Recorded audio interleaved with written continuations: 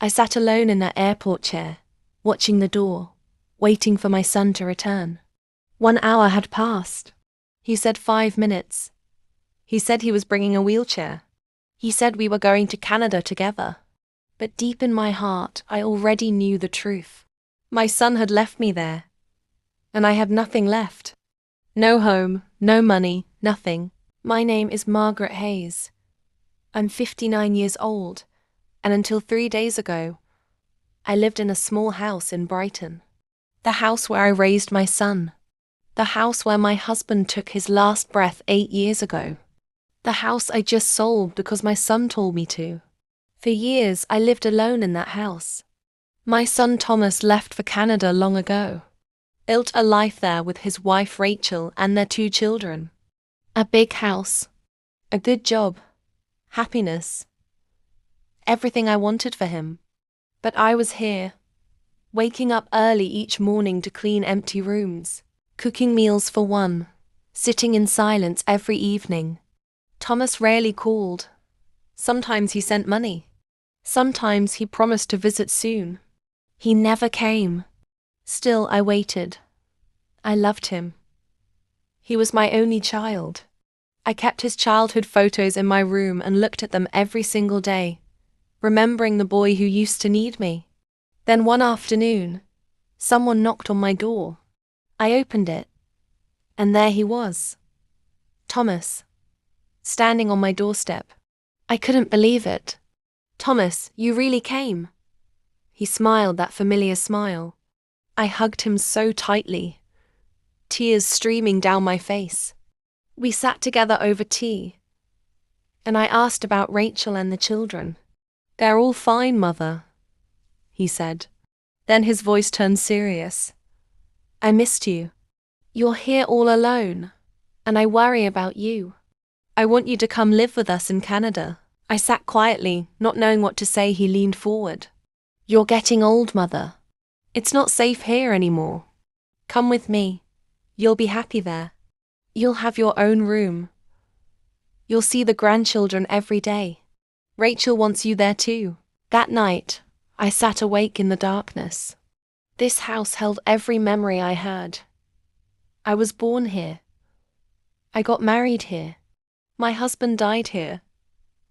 How could I leave?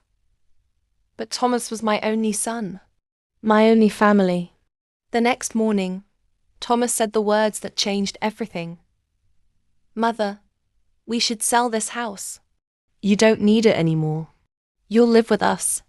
You can use the money to start your new life.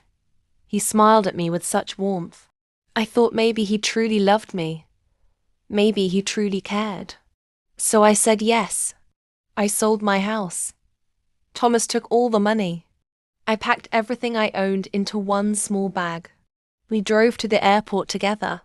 My heart was breaking, but I told myself this was right. I would finally be with my son.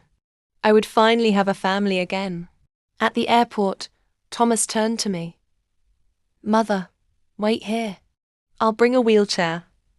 The walk is too long for you. I'll be back in 5 minutes. I nodded and sat down on a chair near the entrance.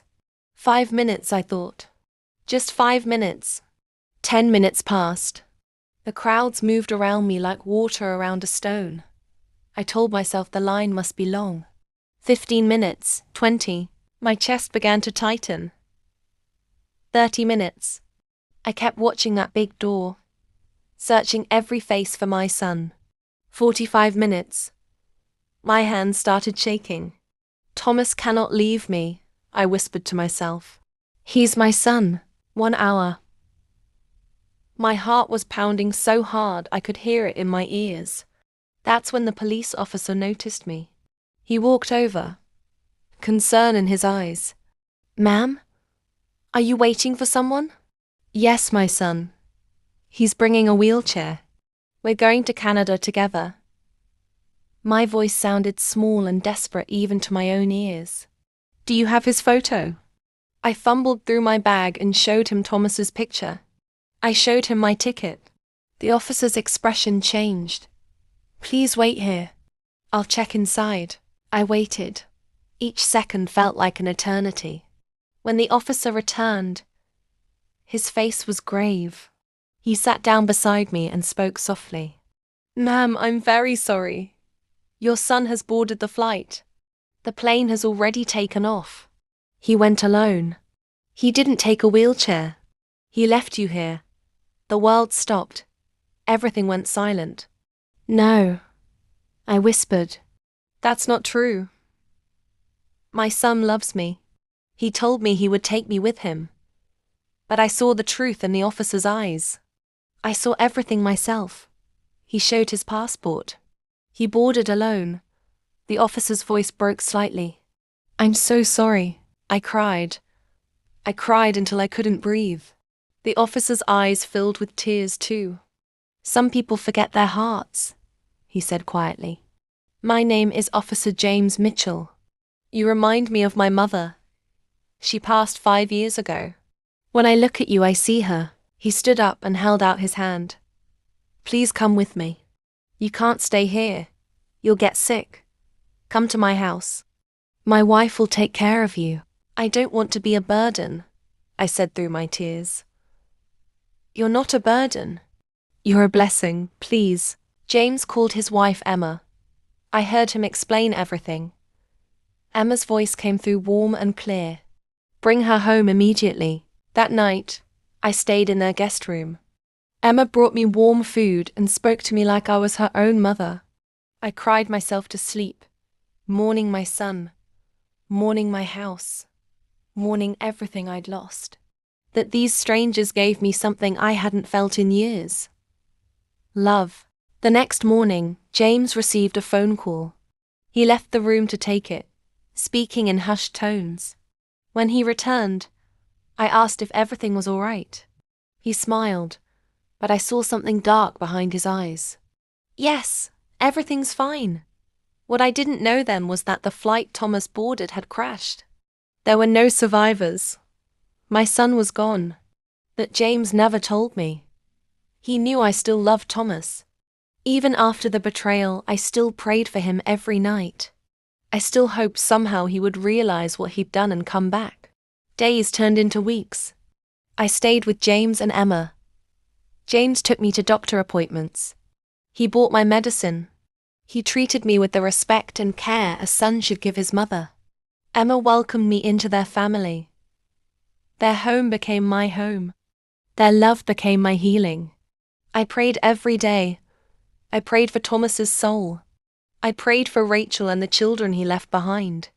I prayed that no other mother would ever feel what I felt sitting in that airport chair. One evening, James asked me gently, "Do you ever think about going back? Finding another place in Brighton?" I looked at him, this man who owed me nothing but gave me everything.